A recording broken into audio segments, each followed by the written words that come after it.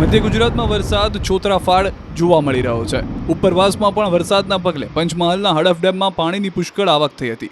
હડફ ડેમના કેચમેન્ટ વિસ્તારમાં અને ઉપરવાસમાંથી સતત પાણીની આવક નોંધાતા હડફ ડેમના 3 દરવાજા 7 ફૂટ ખોલાયા। ડેમમાંથી પાણી છોડાતા હડફ નદી બે કાંઠે વહી। ડેમમાં હાલ પાણીની આવક વધતા ડેમમાં રૂલ લેવલ સપાટી જાળવવા માટે ડેમમાંથી 9400 ક્યુસેક પાણી નદીમાં છોડવામાં આવી રહ્યું છે। તો દાહોદ જિલ્લામાં પણ વરસાદે જમાવટ કરી। દાહોદ શહેર સહિત આસપાસના વિસ્તારોમાં વરસાદ પડતા દાહોદ નજીક ખાન નદીમાં પાણીની ભરપૂર આવક થઈ। વરસાદથી ખાન નદી બે કાંઠે વહેતા રૌદ્ર સ્વરૂપ જોવા મળ્યું। નદીના ચેકડેમ ઉપરથી પાણીનો પ્રવાહ વહેતો થયો।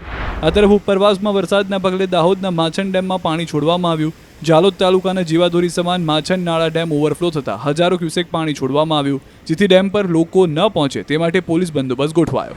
મહીસાગર જિલ્લામાં પણ વહેલી સવારથી જ વાદળો ઘેરાયા હતા। બપોર પડતા સાર્વત્રિક વરસાદ ખાબક્યો।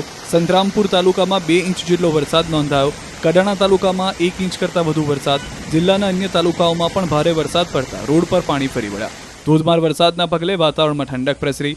મહીસાગર જિલ્લામાં વરસાદ તેમજ ઉપરવાસમાંથી ભારે પાણીની આવકને લઈને કડાણા ડેમમાંથી પણ પાણી છોડવામાં આવી રહ્યું છે। આ તરફ લુણાવાડામાં વરસાદથી ઠેર ઠેર ખાડા પડી ગયા છે, ત્યારે લુણાવાડા પોલીસે 4 રસ્તા પર પડેલા ખાડા પુરાવ્યા। ખાડાઓમાં પાણી ભરાઈ રહેવાના કારણે અકસ્માતનો ભય હતો, જેથી પોલીસે નોંધ લઈને ખાડાઓ પૂરવાની કામગીરી હાથ ધરી।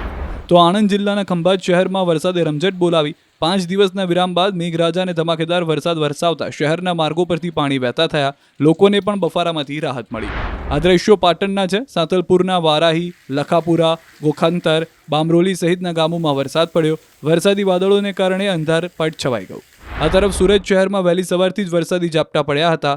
સુરતના Athwa gate, Rander city light, Jahangirpura વિસ્તારમાં વરસાદ વરસ્યો, જેથી લોકોને બફારામાંથી મુક્તિ મળી। QR કોડ સ્કેન કરો અને ડાઉનલોડ કરો ન્યૂઝ 18 એપ। મેળવો ગુજરાત અને દેશ દુનિયાની પળે પળની અપડેટ્સ।